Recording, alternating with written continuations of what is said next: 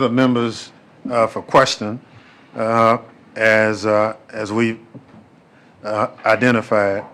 Mr. Swalwell, you recognize. Thank you. Since the Civil War, the three most important days in American history are December 7, 1941, September 11, and January 6. And we don't need the years for the last two because we know what happened. They aren't dates on the calendar, they're scar tissue. And as you just said, Ms. Hemphill, we saw them unfold live and in terrifying detail with our own eyes. But 5 years later, Donald Trump has pardoned the insurrectionists.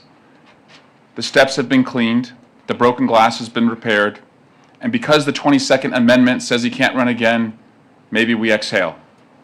If this country had one word that defined its march higher, it wouldn't be liberty or justice, it would be next. Because we have a tendency to just move on so quickly from the tragedies that define us. We have a tendency to not look back, but I can't do that. I'm the son of a cop, the brother of cops, a former prosecutor who stood up in a courtroom defending the idea of the people. But you don't need a badge on your chest to know that January 6th was a moral crater.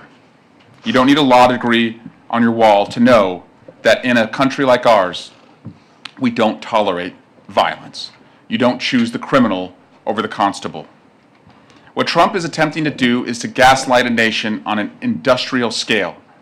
It's the same playbook the fringe theorists used after September 11. They told us there were no planes. They told us it was holograms, missiles, a controlled demolition. We didn't buy that nonsense then, and we cannot whitewash history now. Ms. McCord, I was hoping you'd engage in a hypothetical with me and put aside the politics. Picture George Bush. Remember him standing on the pile of twisted steel at Ground Zero, his arm around a retired firefighter, holding that bullhorn. He bucked us up. He gave us a spine when ours was fractured. Now, imagine if he had been the one to incite the attacks. Imagine if he had held a rally in Battery Park 10 minutes before impact.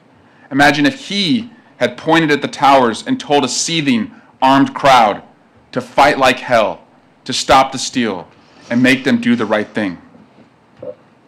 Could January 6th have happened if Donald Trump had not called to assemble the mob?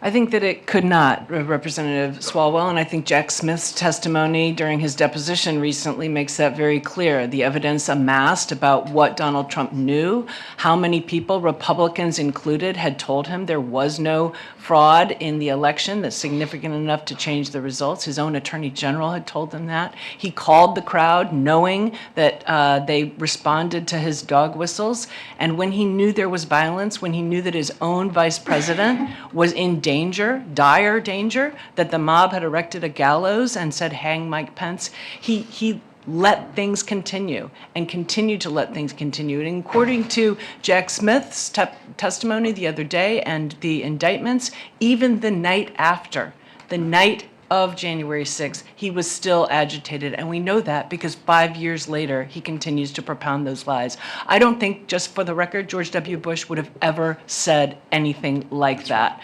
Whatever policy disagreements those in this room may have with him, he is a man of integrity who would have never done such a thing. Agreed. And on January 6th, what you just described is what happened. That's the reality.